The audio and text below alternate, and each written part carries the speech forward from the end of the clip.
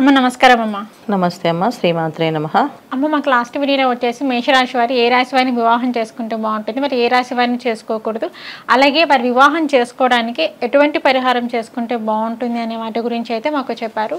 అలాగే ఏంటంటే వృషభ రాశి వారు, మరి వృషభ రాశి వారు కూడా వచ్చేసి మరి వీరు ఎవరిని వివాహం చేసుకోవాలి అంటారు, మరి ఎవరిని వివాహం చేసుకోకూడదు అంటారు? తప్పకుండా నా వృషభ రాశి అంటేనే ఏంటంటే ఒక అందమైన రాశి. వాళ్ళ మనసు అంటే అందులో ఉన్న మనుషులు మనస్తత్వాలు చాలా సున్నితంగా ఎమోషనల్తో కూడిన మనస్తత్వం ఉన్నవాళ్ళు వీళ్ళు.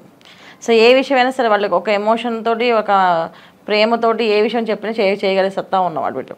సెకండ్ గట్టిగా మాట్లాడినా చేయలేరు. సో వివాహ విషయంలో వచ్చినప్పటికి ఏమవుతుందంటే వీళ్ళు చాలా వరకు వృషభ రాశి వాళ్ళకి వివాహాలు జరిగి డివోర్స్ అయ్యే అవకాశాలు ఎక్కువగా ఉంటాయి. చాలామంది వివాహం అయ్యిందండి కానీ ఇంట్రెస్ట్ లేదని మా అమ్మాయి వచ్చేసింది, అయితే మా అబ్బాయికి ఆ అమ్మాయి నచ్చలేదు, ఆ అమ్మాయి క్యారెక్టర్ మా అబ్బాయికి నచ్చలేదు అని చెప్పి రావడం జరుగుతూ ఉంది. ఇది ఎందుకంటే ఎక్కువ వృషభ రాశి వాళ్ళకి ఎక్కువ జరుగుతున్నాయి. ఎందుకంటే వాళ్ళకి కావాల్సింది ఏంటంటే మనీ కాదు. సో మనీ సంపాదన, లేదా ఎంత సంపాదిస్తున్నారు, ఇలా వీళ్ళ ఫ్యామిలీ ఇంత స్టేటస్ ఉంది, వీళ్ళకి ఇంత బాగున్నారు అలాంటివి కాదు. వీళ్ళకి ఎప్పుడు కూడా మాట్లాడే విధానం వీళ్ళకి చాలా సాఫ్ట్గా నేచర్ ఉండాలన్నమాట. సాఫ్ట్ నేచర్ ఉండాలి. ఏ విషయమైనా కొంచెం సాఫ్ట్గా చెప్పడం, కానీ ఇంత హార్డ్గా మాట్లాడతారు వీళ్ళు, ఇంత గట్టిగా అరుస్తారు అంటే కూడా నచ్చదు వీళ్ళకి. సో గట్టిగా అరిచినా ఇబ్బంది పడతారు, గట్టిగా మాట్లాడినా ఇబ్బంది పడతారు. కొత్తగా అందరూ అరుస్తూ ఏదైనా ఇంట్లో మామూలుగా ఎవరైనా జనరల్గా ఏదైనా గట్టిగా మాట్లాడుకుంటుందా, అలా వీళ్ళు గట్టిగా మాట్లాడితే వీళ్ళు కొంచెం ఉండలేరు. అంటే ఒక రకమైన భయము, ఒక ఇన్ఫీరియారిటీ వచ్చేసి ఇన్సెక్యూర్ ఫీల్ అయిపోయి మాకొద్దు, ఏమో మాకెందుకు టెన్షన్ అవుతుందని చెప్పేసి అనుకుంటారు. ఎందుకంటే కొంతకాలం వెళ్తే కానీ వీళ్ళకి అర్థం అవుతుంది ఏ విషయమైనా. సో ఆ వెళ్ళే విషయంలో చాలామందికి వృషభ రాశి వాళ్ళకి మెయిన్ ఇబ్బందులు ఏంటంటే అన్ని విషయాల్లో అన్నీ బాగుంటాయి వీళ్ళకి. ఎడ్యుకేషన్ బాగుంటుంది, తర్వాత మాట్లాడే విధానం బాగుంటుంది, సంస్కారం ఉంటుంది వీళ్ళకి మంచిగా. కానీ వీళ్ళకి ఆపోజిట్ పర్సన్స్ రావడం వల్ల వీళ్ళు చాలామంది ఇబ్బంది పడతారు. ఎనీవే భగవంతుడు పైవాడు నిర్ణయిస్తారు, ఎవరు రాత ఎవరి కర్మ ప్రారంభం అనుభవించాలని తప్పదని. అలా జరిగినప్పటికీ కూడా కొన్ని విషయాలు కూడా మనం చెప్పడం వల్ల ఏంటంటే కొంత అవగాహన. చాలామందికి తెలుసు జాతకాలు, పాయింట్స్ చూసుకొని పాయింట్స్ ప్రకారంగా పెళ్లి చేసేసుకుంటే ఇన్ని పాయింట్స్ వచ్చాయి అని చేసి, ఎన్ని పాయింట్స్ వచ్చి అన్నీ బాగున్నప్పటికీ కూడా విడిపోతున్నారు కదా. సో విడిపోతున్నారంటే ఇక్కడ కారణం ఏంటంటే మనస్తత్వాలు కలవట్లేదు. సో మనస్తత్వాలు ఎప్పుడైతే కలుస్తాయో అప్పుడు వివాహ దాంపత్య జీవితం బాగుంటుంది. సో ఇక్కడ జాతకాలు కలవడం అనేది ఏంటంటే మెయిన్ నేను చెప్పే విషయాలు ఏంటంటే జాతకంలో తీసుకున్నప్పటికీ జాతకంలో కూడా ఏంటంటే ఈ లగ్నాలు. సో జాతకం ఉన్న వాళ్ళకి లగ్నాలు చూసుకుంటారు. వృషభ లగ్నం వాళ్ళకి ఏ లగ్నం వాళ్ళని చేసుకోవచ్చు, ఏ లగ్నం వాళ్ళని చేసుకోకూడదు. వృషభ రాశి వాళ్ళు ఏ రాశి వాళ్ళు చేసుకోవచ్చు, ఏ రాశి వాళ్ళు చేసుకోకూడదు. ఎందుకంటే కొంతమందికి లగ్నాలు తెలియవు, రాశులు తెలుసు. సో రాశి ప్రకారం వెళ్ళిన వాళ్ళకైతే ఏ రాశిని చేసుకోకూడదు, అలా లగ్నం ప్రకారం వెళ్ళిన వాళ్ళకి ఏ లగ్నాన్ని చేసుకోకూడదు. ఇవి కొన్ని తెలుసుకోవాలి, ఇంపార్టెంట్ చాలా విషయాలు. సో వృషభ రాశి వాళ్ళకి జనరల్గా ఏంటంటే మిథున రాశి వాళ్ళతో పడదు, తర్వాత ఇటు మేషరాశి వాళ్ళతో పడదు. వృషభ రాశి అమ్మాయికైనా అబ్బాయికైనా, మిథున రాశి అబ్బాయి కానీ అమ్మాయి కానీ పడరు. ఎందుకు పడరంటే ఇటు మిథున రాశిలో ఉండే అమ్మాయిలు అబ్బాయిలు ఎలా అంటే వాళ్ళ మనస్తత్వం ఏంటంటే ఏ విషయాన్ని కొంచెం గట్టిగా మాట్లాడతారు, స్ట్రాంగ్గా చెప్తూ ఉంటారు. చెప్పడంలో స్ట్రాంగ్ ఉంటుంది, మాట్లాడే విధానంలో కొంచెం బోళతత్వం ఉంటుంది. కానీ ఆ బోళతత్వం వీళ్ళు అర్థం చేసుకునే తత్వం ఉండదు.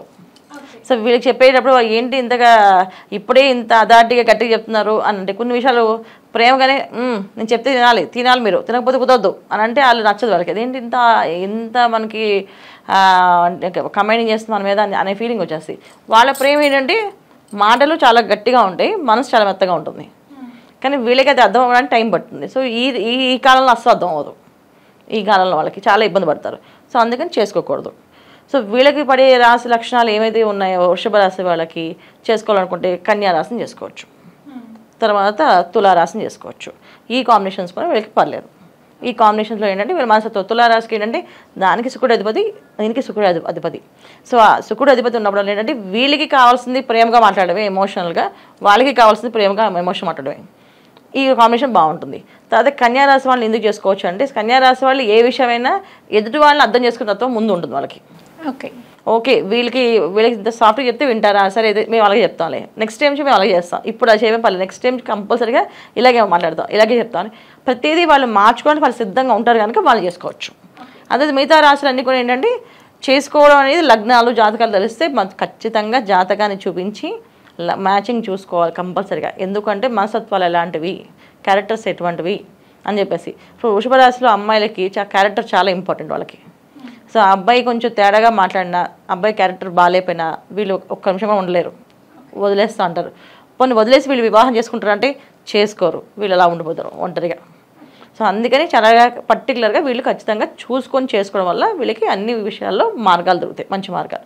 చూడకుండా చేసుకుంటే మోసపోయే అవకాశం ఉంటుంది, ఇబ్బంది పడే అవకాశం ఉంటుంది. చాలామంది అమ్మాయిలు అడ్జస్ట్ అయ్యి ఇక భరిస్తూ ఉంటారు. ఆ విషయంలో కూడా వృషభ రాశి వాళ్ళే. సో వృషభం అంటే ఏంటి, మనకి ఎద్దు. సో అంటే ఏంటి, చాకరీ మిగులుతుంది, గుర్తింపు ఉండదు. అందుకని ఖచ్చితంగా చూసుకోవాలి, మనం చూసుకొని పెళ్లి చేసుకోవాలి.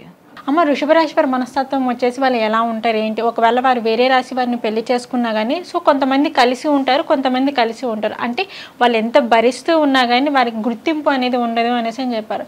కొంతమందికి వచ్చేసి ఆల్రెడీ మ్యారేజ్ అయిపోయి ఉంటుంది వృషభ రాశి వారికి. మరి వారి మధ్య ఏమైనా మనస్పర్ధలు వచ్చినా కానీ మరి వారు ఎటువంటి పరిహారం చేసుకుంటే వారికి బాగుంటుంది అంటారు? తప్పకుండా. అంటే ఇప్పుడు మనం చూసుకోవాల్సింది ఏంటంటే వివాహం కావాల్సిన వాళ్ళు మాత్రమే చూసుకోవాలి. వివాహం అయిపోయింది, దానికి తగ్గ రెమెడీస్ చేసుకోవడం తప్ప మనం ఇప్పుడు ఇంకో వివాహం చేసుకోవాలా, లేకపోతే ఈ రాశి మనకి మ్యాచ్ అవుతుంది కదా అనేసి వదిలేయడం కానీ చేసుకోకూడదు, జరగకూడదు. ఎందుకంటే ఒక వివాహం అవ్వాలంటే అబద్ధాలను ఆడి పెళ్లి చేయమని పెద్దవాళ్ళు. కానీ ఇవాళ అన్ని నిజాలు చెప్పి పెళ్లి చేసుకోవడం ఉత్తమం. చెప్పి చేసుకున్నాం, అయినా సరే తెలియకుండా జరిగిపోయిన దానికి ఏంటంటే ఉన్నదాన్ని ఎలాగా దాన్ని బలపరుచుకోవాలనేది ఆలోచించాలి తప్ప వదిలించుకోవాలని ఆలోచించకూడదు. సో బలపరుచుకోవాలంటే ఒకవేళ వృషభ రాశి అబ్బాయి అయినా అమ్మాయి అయినా, సో అవతల వాళ్ళు మనస్తత్వం వీళ్ళు కలవడానికి ఏం చేస్తే వాళ్ళు కలుస్తారు అనేది వీళ్ళు కొంచెం మనసు పెట్టి ఆలోచిస్తే ఖచ్చితంగా కలుస్తుంది, అర్థమవుతుంది. రెండోది ఏంటంటే వీళ్ళిద్దరి మధ్యన మనస్పర్ధలు ఉంటే ఖచ్చితంగా వీళ్ళు దుర్గాదేవి ఆరాధన, దుర్గా అమ్మవారి ఆరాధన. ఎందుకంటే సర్వమంగళాదేవి, ఆవిడని ఆరాధిస్తే అన్నీ ఆవిడ సెట్ చేస్తుంది బాగా. అందుకే మన పెళ్లికి వివాహాన్ని ముందు గౌరీ పూజ చేస్తాం ఖచ్చితంగా. సో గౌరీ పూజ ఎందుకు చేస్తాం, ఖచ్చితంగా ఇలాంటి విషయాల్లో ఏదైనా వివాహ విషయాల్లో ఎప్పుడైనా వివాహం అయిన తర్వాత భార్యాభర్త మధ్య ఏదైనా గొడవలు వచ్చినా ఇబ్బందులు వచ్చినా అంతా ఆవిడని చూసుకొని చెప్పి ఇక నువ్వే నా కూతురికి తల్లి తండ్రి అమ్మ అని చెప్పి ఆ అమ్మాయితో పెళ్లి కూతురుతో గౌరీ పూజ చేపిస్తారు. సో అందుకని సర్వమంగళాదేవిని ఆవిడని పూజిస్తే ఖచ్చితంగా వీళ్ళ భార్యాభర్త మధ్య ఏవైనా ఇబ్బందులు ఉంటే సరి చేసుకోవడానికి అవకాశం దొరుకుతుంది. ఇది మెయిన్ ఇంపార్టెంట్ అన్న. ఓకే అమ్మ, భార్యాభర్తల మధ్య మనస్పర్ధలు వస్తే వృషభ రాశి వ్యక్తులు వచ్చేసి మరి వారు ఎటువంటి పరిహారం చేసుకుంటే వారికి బాగుంటుంది అనే దాని గురించి అయితే చెప్పారు.